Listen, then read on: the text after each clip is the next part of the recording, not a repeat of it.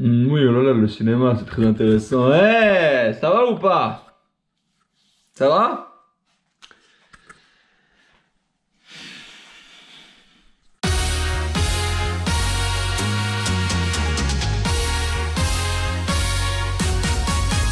Je vous explique le contexte de cette vidéo. À la base, vous auriez dû voir le bilan album 2023 que je fais comme chaque année depuis 2017, donc depuis 6 ans. Ça commence à faire beaucoup. La preuve, j'ai écrit tout le texte de la vidéo. Genre voilà, j'ai vraiment tout écrit, je l'ai écrit hier. Voilà, vous pouvez voir que c'est tout le texte, il y a 8 pages. Il y a genre 3000 mots, voilà, c'est énorme. Hein. C'est vraiment tout le texte. Hein. Et je me suis enregistré tout à l'heure. Voilà, je me suis enregistré tout à l'heure. Tac, voilà, petite vidéo de moi, tu vois, qui parle. Oh oui, voilà, oh j'ai fait de la musique. Oui, la musique c'est très intéressant. Cette année, j'ai voulu faire plein de vidéos. C'est même pas une vanne, mais je les ai pas faites parce que soit j'avais la flemme, soit c'était pas des vidéos qui au final étaient très intéressantes, ou soit le temps ne m'a pas permis de les faire. Mais dans tous les cas, il y avait plein de trucs qui étaient prévus, que j'ai jamais fait. Et du coup, je me dis que là, c'est un moment assez opportun pour faire un pot pourri, tu vois, et compiler tout ça, et essayer de faire un truc marrant. Faire un récap de mon année 2023 en vidéo sur YouTube comme ça, et en parallèle, le couper de séquences pour parler de musique et tout, tu vois. Avec une idée intéressante, non? Si, c'est une idée intéressante, mais... Ah oui. Putain de voiture! Pas non plus. Ah ouais, mais... Oh putain, la couleur, lui. On a un petit, là. Nous avons trouvé un champignon, mais entre nous, on va pas le manger, donc... Voilà, vous pouvez le dire au revoir. Bientôt. Au revoir!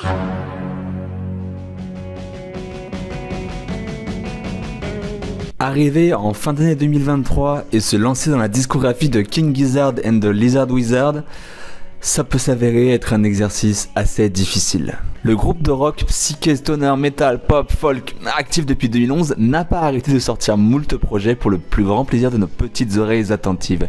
Et il est vrai que de vouloir découvrir le groupe peut troubler, car on ne sait pas vraiment où et quand démarrer dans leur grand catalogue exhaustif. Pourtant, le temps d'une tournée l'année dernière et de notamment 3 soirs enchaînés à l'amphithéâtre Red Rocks aux États-Unis, résumer toute leur carrière jusque-là, c'est, je pense, l'objectif que s'est donné le groupe.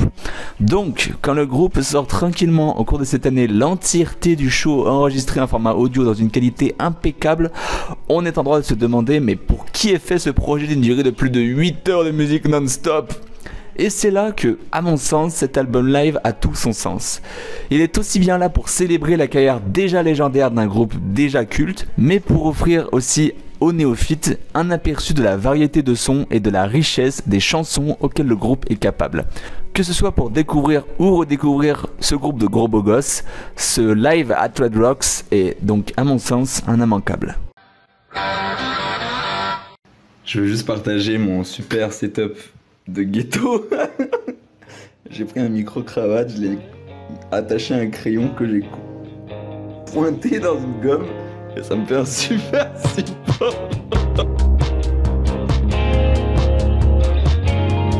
Alors globalement, je pense que tout le monde a déjà au moins entendu parler de cet artiste parce qu'on a beaucoup entendu ses albums tourner ces dernières années. Mais bon, mieux vaut tard que jamais pour découvrir le monde mélodramatique de King Krul et notamment le temps de son dernier album en date, Space Heavy. Space Heavy, c'est dans la continuité du précédent album de Archie Marshall, Man Alive, qui proposait, au son très blues de ses précédents projets, de s'offrir de nouvelles sonorités pour explorer de nouveaux horizons, mais tout en gardant le spleen naturel et nécessaire du chanteur. Dans Space Heavy donc, King Krul va explorer des sonorités plus psychédéliques pour y construire un univers spatial et immense, mais avec un vide et une ambiance froide. Cette ambiance et cette palette de sons assez spécifiques, elle va permettre le chanteur d'offrir des textes mélancoliques, poétiques et posant parfois même des réflexions existentielles. Mais ce, toujours dans le cadre d'une relation amoureuse défectueuse, vouée à l'échec, auquel Archie semble s'accrocher et y croire malgré son amour qui disparaît peu à peu. Tout cela l'obligeant à s'isoler sur une planète bien étrangère à nous. Il y a 2 choses que j'aime bien dans la vie. Le bon gros rock transpirant qui pue la bière et sucer des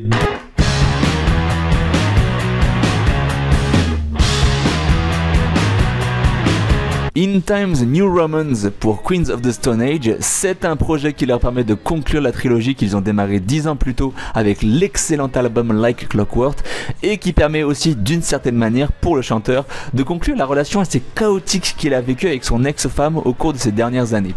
Les textes des chansons dessus sont en effet pour la plupart marqués de son ombre et de sa présence et notre bon vieux Josh Homme, il en a gros sur la patate et il nous le fait savoir, que ce soit pour regretter ce temps passé amer avec sa compagne de l'époque ou fustiger une société toujours plus corrompue en bon gros rocker boomer qu'il est. Et tant pis si musicalement le groupe ne réinvente rien dessus. Oui, l'album en soi c'est juste des nouveaux morceaux d'une formule qui leur a permis un succès et leur certain statut depuis les années 2000. Il n'empêche que quand je vois la gueule des albums rock sortis cette année, peu peuvent venir se comparer pour m'offrir des riffs aussi fun et une énergie aussi électrique que ce In Times New Roman.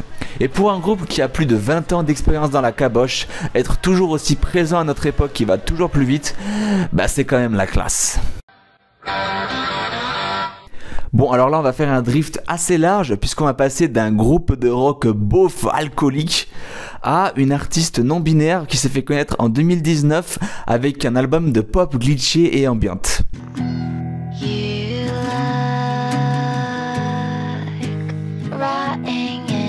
Yeul, sur son nouvel album Soft Scars, nous offre un projet très inspiré du son chaud, gaiseux, dream popeux de beaucoup de groupes des années 90 et c'est pour nous y mettre un twist moderne dessus, notamment en utilisant la palette de sons et d'effets avec lesquels Yel s'est fait connaître. Soft Scars donc mélange aussi bien des guitares psychées blindées d'effets avec en parallèle un séquençage glitché, des effets multiples sur la voix et des morceaux faisant même profondément écho à ses débuts il y a quelques années plus tôt. Le storytelling et la narration sont peut-être beaucoup plus en retrait comparé à son précédent album Glitch Princess, sorti 2 ans plus tôt, mais c'est pour se concentrer sur l'écriture des morceaux en eux-mêmes. Ce qu'elle perd en atmosphère, elle le gagne en chansons concrètes, bien écrites, et lui permettant à Yel aussi de s'exprimer sur sa mélancolie et son rapport étranger à son propre corps.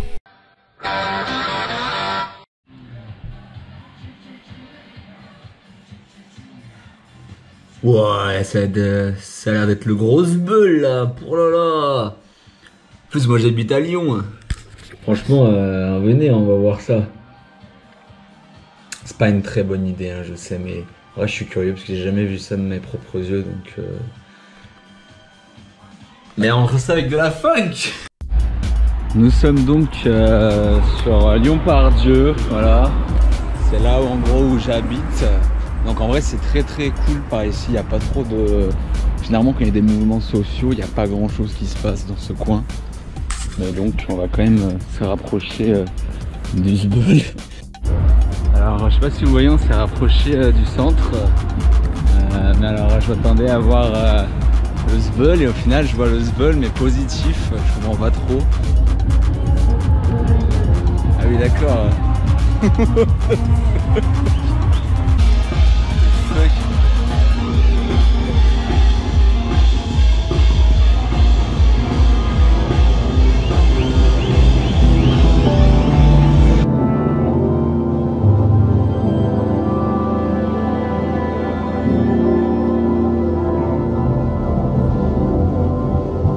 Pour vous introduire cet album, faut que je vous raconte une petite histoire. Cette année est sorti le nouvel album de Oneohtrix Point Never, un artiste de musique électronique ambiante que j'apprécie énormément et auquel j'accorde beaucoup d'importance. J'attendais donc avec une certaine impatience un nouvel album de sa part, étant donné que j'avais adoré jusque-là tous ces divers albums sortis jusque-là. Chacun de ces projets délivrant à chaque fois une atmosphère particulière, engageante, détaillée, laissant libre cours à mon imagination pour se livrer à l'intérieur. Et bah si je vous dis tout ça, c'est que le nouvel album de Oneohtrix Point Never Again, et ben à mes yeux c'est un sacré plantage quand je le compare à l'excellent album Atlas de Laurel Hallow. Laurel Hallow, c'est une artiste elle aussi de musique électronique contemporaine qui au fur et à mesure de sa carrière a elle aussi emprunté des chemins divers et variés pour expérimenter et rechercher son son. Atlas est donc son nouveau projet qu'elle fait en collaboration avec le saxophoniste Bendik Gizke, le violoniste James Underwood, la violoncelliste Lucy Railton et le chanteur Kobe Say. Tout ce petit groupe est réuni donc ensemble pour un projet de musique ambiante et minimaliste à l'aura très évocatrice. Évocatrice d'un environnement urbain nocturne, froid et en même temps rassurant. Chaque morceau est un paysage sonore abstrait dans lequel on n'attend plus qu'à s'y plonger dedans pour y découvrir ses subtilités. Et chaque membre du petit groupe formé expressément pour l'album ajoute sa dose pour rendre chaque moment de l'album marquant et jamais ennuyeux ou linéaire. Pour une artiste qui jusque-là avait beaucoup travaillé sur de la musique purement électronique, ce premier essai total sur une musique certes toujours un peu électronique mais avec une grande personnalité acoustique est une totale réussite et me donne énormément envie de suivre ce que Laurel va nous réserver pour la suite des choses.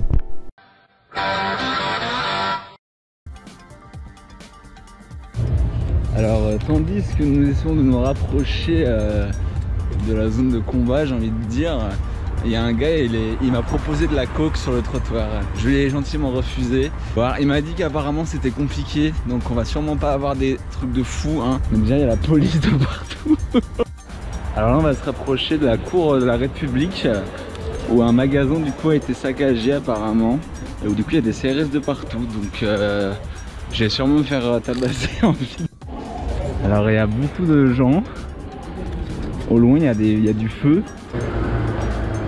Ça sent le feu en tout cas, c'est pour ça que j'ai mis le masque. Alors il y a plein de gens. Je sais pas trop.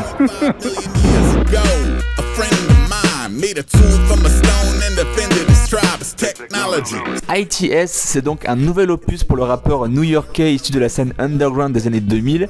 Et alors qu'on pourrait se dire que le rappeur n'a pas grand chose à dire de plus après ses nombreux projets sortis et ses nombreuses années d'expérience, en réalité, Integrated Tech Solution est probablement d'ores et déjà un des albums les mieux écrits de A$AP Rocky et son concept particulier y est pour quelque chose. Integrated Tech Solution est en effet un album qui met en avant la technologie et nos rapports à celle-ci, mais plutôt que de simplement utiliser ces rapports pour parler de technologie, ici Jan Bavitz utilise cette relation qui nous lie avec nos appareils technologiques pour parler d'événements précis de sa vie, aussi anecdotiques qu'une rencontre avec Mr. T dans un restaurant quand il était petit, ou émotionnellement percutant comme la perte d'un être proche.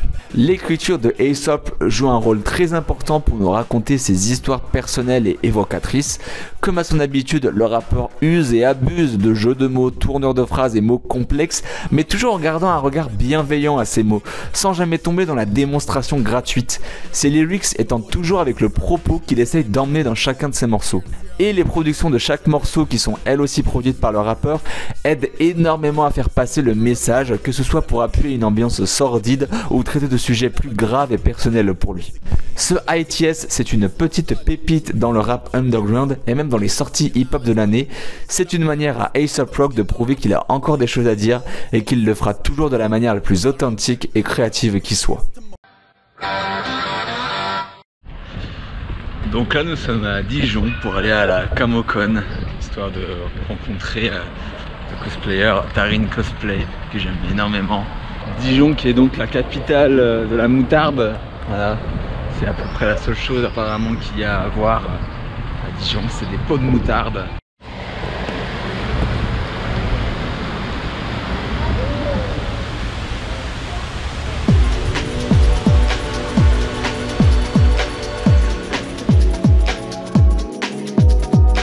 Et en vrai, la solitude, c'est quelque chose qui est hyper chaud, je trouve. Il y a plein d'albums cette année qui nous l'ont rappelé. Que ce soit l'album excellent de Sufjan Stevens, Javelin, ou même l'album de Jane Remover, Census Designated, là. Mais s'il y a bien une artiste qui a, à mon sens, embrassé ce sentiment de solitude, c'est la chanteuse de R&B Kelala, avec son deuxième album, Raven.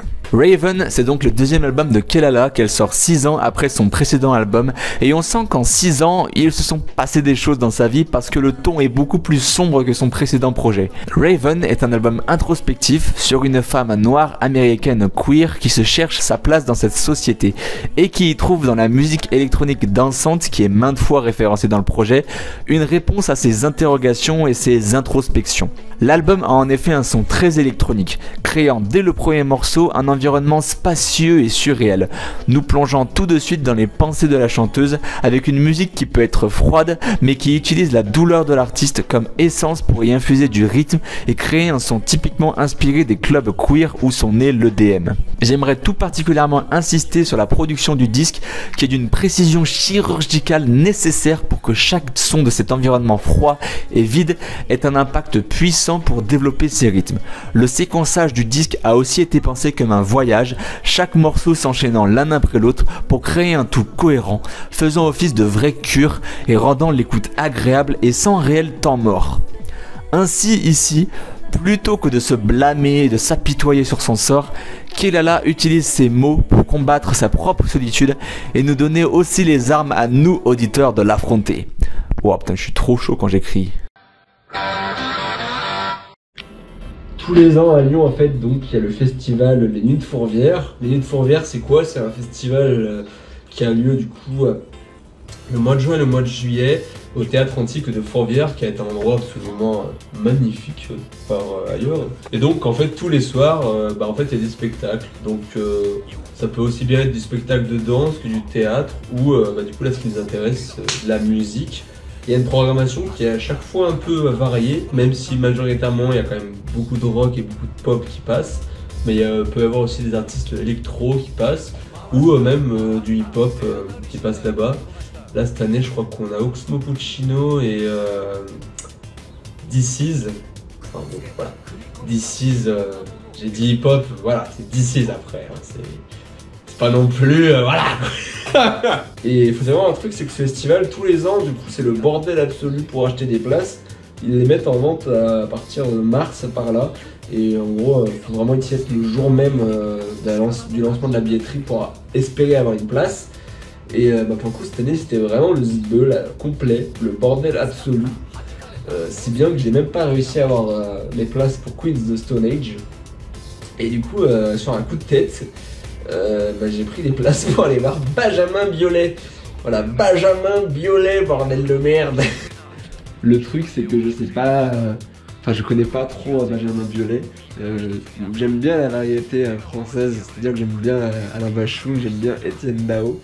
Et je me suis dit, ouais, ça ressemble. Et puis, Benjamin Biolay, il est de Lyon et tout, tu vois. Mais je connaissais vraiment pas du tout ce qu'il a pu faire en musique. Et du coup j'ai écouté et ça n'a rien à voir en fait. Et j'ai pu voir des photos sur internet. Et il y a vraiment un public de darons et de darons. Ça va vraiment être très particulier je pense. Alors je viens de voir en fait que les caméras sont interdites à Fourvière. Donc clairement en fait je pense que le pélo il aurait vu ma caméra, il m'aurait dégommé sur place. Donc du coup je vais essayer d'improviser tout ça avec la caméra de mon téléphone. Je sais pas du tout ce que ça va donner. Le truc à savoir c'est que j'ai quand même écouté ce qu'a fait Benjamin Biolay, hein. Je suis pas venu en concert en mode YOLO, je connais aucune chanson. Et le truc à savoir assez marrant aussi c'est que la semaine dernière je suis allé à un autre concert et je suis allé voir Death Grips. Donc ça va vraiment être un truc différent je pense par rapport à Benjamin Biolay quoi.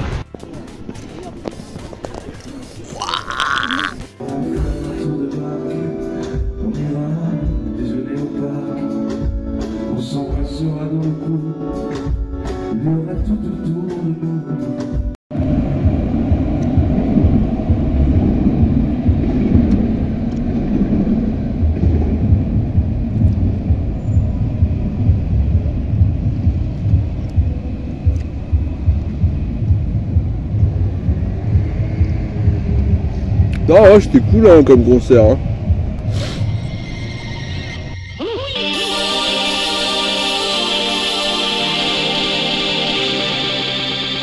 Alors, Reset est un duo de musique électronique anglais composé de Lukid et Jackson Bailey, les deux ayant une carrière dans la musique électronique également. Bien que peu actif, le groupe a sorti plusieurs EP entre 2013 et 2015, un premier album éponyme en 2018 et depuis... plus rien. Jusqu'à ce que le 7 avril 2023, les abonnés de la page Bandcamp de Reset, comme moi, reçoivent une notification avec dedans l'annonce de la sortie d'un nouvel album. Et ce nouvel album, c'est Meant Like This. Alors déjà, comment dire qu'une annonce pareille après 5 ans de silence radio, ça fait beaucoup, et que avoir plus de Reset dans nos vies, c'est un cadeau qui, ma foi, est plutôt bienvenu. La musique de Reset est donc une musique électronique, inspirée principalement par la techno et la jungle, mais avec plusieurs autres sensibilités ambiantes et lo-fi qui permettent de créer ce grain si précis qui caractérise leur sonorité. Ces dernières années, les sonorités lo-fi ont beaucoup été revisitées par de multiples artistes qui, à mon sens, par moments, lui ont fait perdre son sens premier. Pour moi, le lo-fi, c'est cette fine ligne qui sépare l'audible de l'inaudible. Et c'est justement quand le son atteint l'inaudible, l'indéchiffrable, que cela peut permettre de créer des sonorités riches avec des textures indescriptibles, mais qui forgent derrière un imaginaire tout à lui. Cette manière de faire, c'est typiquement comment je vois le son de Reset. Dans leur carrière et dans ce Maint Like This notamment, les rythmes sont à la fois trop agressifs pour juste être de la musique ambiante calme et reposante, mais trop déstructurés et imprévisibles pour être de la grosse musique breakbeat qui tabasse. Encore plus dans ce nouvel album qui propose par moments des morceaux ressemblant plus à des collages sonores lo-fi que de simples rythmes dansants.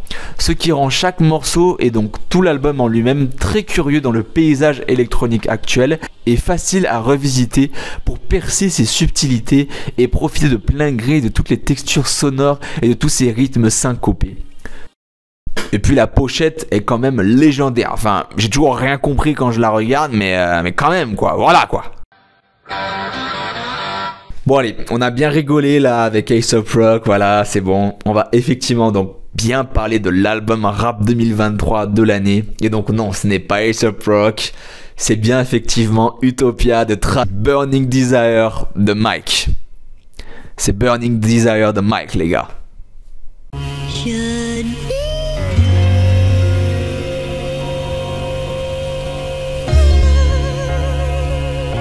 Mike est un rappeur new-yorkais actif depuis 2015, année de sortie du premier album de Travis Scott LOL, et qui est à mon sens un des rappeurs les plus passionnants à suivre aujourd'hui dans le rap actuel tout court. Sa personnalité se tient en deux caractéristiques précises.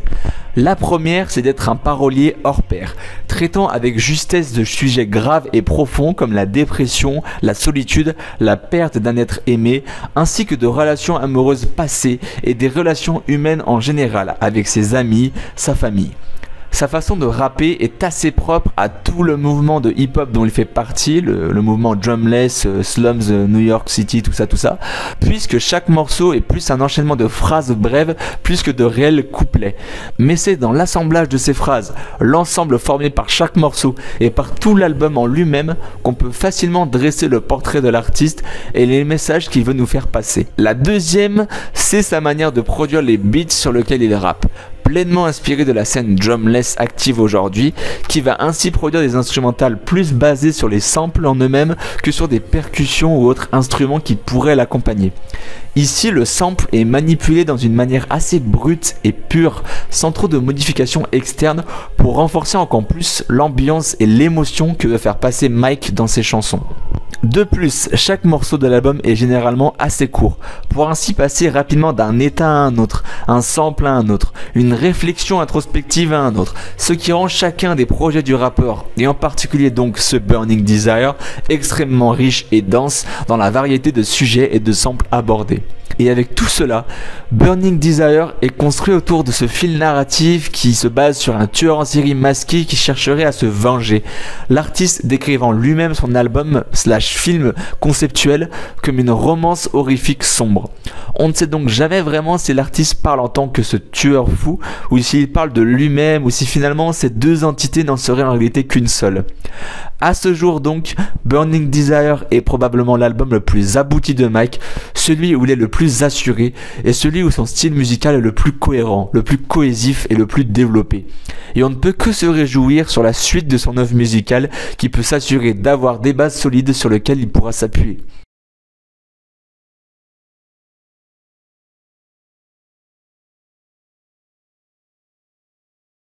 Comment on peut définir la musique pop de 2023 ? Alors, J'ai pas vraiment de réponse définitive à cette question, mais je pense quand même avoir quelques bribes de réponse. La pop de 2023, je dirais qu'elle est plus sincère dans ses chansons. Si on regarde ensemble les gros albums de pop qui ont beaucoup tourné cette année dans les charts et sur les critiques, on réalise qu'il y a une certaine constante dans beaucoup d'entre eux à souvent aborder des sujets introspectifs. Dans sa musicalité aussi, elle n'a pas peur de venir chercher des influences là où on ne l'attendra pas. Et d'une certaine manière, elle pousse à l'expérimentation et à la recherche de nouvelles sonorités pour toujours au final représenter l'époque dans laquelle elle réside. Et s'il y a bien une artiste qui, à mon sens, m'évoque ce que représente le son pop de 2023 et même plus globalement le son de 2023, c'est Caroline Polachek, avec son deuxième album Desire, I Want to Turn Into You. Alors Caroline Polachek, c'est une artiste que j'ai découvert en 2021, après une relation amoureuse personnelle assez chaotique et assez désastreuse, mais depuis que j'ai découvert cette année-là, j'ai toujours été un peu fasciné par cette artiste et j'ai toujours été du coup assez curieux de suivre un peu là où elle allait. Et la voir revenir avec un deuxième album 4 ans après son premier, c'est un gros soulagement, surtout vu le nombre d'événements majeurs qu'il y a eu dans nos vies depuis 2019. Pour Caroline aussi, ça a été 4 années assez complexes. La chanteuse ayant perdu son père en 2020 pendant la pandémie en plein confinement et n'ayant donc même pas pu aller le voir à cause des restrictions sanitaires. Pourquoi je vous parle de tout ça? Parce que, au premier regard, Desire est un album qui pourrait sembler assez sombre et même mortifère au vu du contexte dans lequel il est créé et des textes qui sont chantés dans certains des morceaux de l'album. Pourtant, malgré cette mort qui submerge la vie de la chanteuse, il y a aussi un éclat majeur de vie dans cet album. Parce que le projet est aussi rempli de morceaux pleins d'énergie et de vivacité, où l'artiste y expose sa sensibilité, sa sensualité, son désir et quelque part sa liberté, qu'elle semble enfin avoir gagné et qu'elle a décidé de tous nous emmener avec nous sur son île. La musicalité du projet, entièrement produit par le producteur Danny L. Harle, avec lequel la chanteuse a une complicité forte, lui donne également une personnalité forte. Les morceaux étant tous non linéaires, empruntant de multiples influences, que ce soit du flamenco stricto sensu à de la pop de diva italienne des années 80. L'album ne semble se refuser aucune proposition et souhaite toujours plus exprimer les idées qu'il a en tête, sans aucune ironie et en toute sincérité. Donc ouais, Desire, I Want to Turn Into You de Caroline Polachek, c'est une invitation à danser et à chanter avec Caroline sans aucun complexe, sans aucune limite, et c'est probablement l'album le plus sincère, le plus authentique et le plus excitant et abouti que j'ai pu écouter cette année. Après évidemment Utopia de Travis Scott. Wow!